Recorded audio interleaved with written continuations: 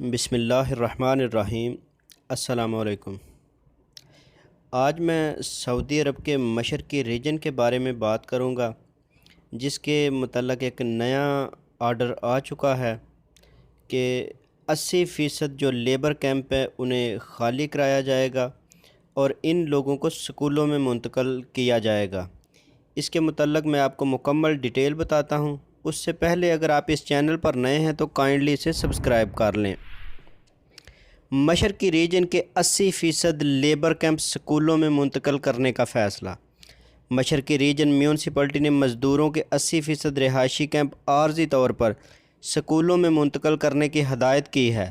Corona virus کے انسداد کے لیے جاری کوشش اور سخت احتیاطی تدابیر کے پیش نظر ریجن کے 80% لیبر کیمپ خالی کرا لیے جائیں گے۔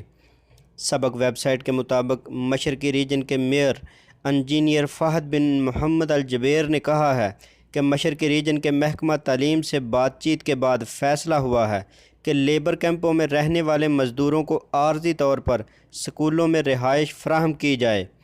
انہوں نے مزید کہا کہ لیبر کیمپوں میں یہ بات نوٹ کی گئی ہے کہ وہاں رہائشیوں کا ازدحام ہے، جس کے باعث معاشرتی فاصلہ رکھنا ممکن نہیں۔ انہوں نے مزید کہا کہ کیمپوں میں مزدوروں کا ازدحام، میل ملاپ اور قریب رہنے کی وجہ سے کرونا وائرس پھیلنے کے امکانات زیادہ ہیں۔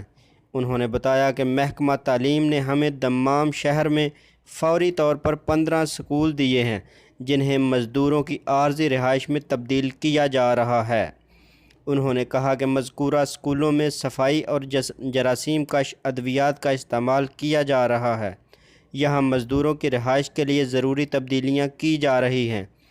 انہوں نے کہا کہ اسکول میں رہنے والے مزدوروں میں ماسک، دستانے اور سینیٹائز کے علاوہ احتیاطی تدابیر پر عمل کیا جائے گا۔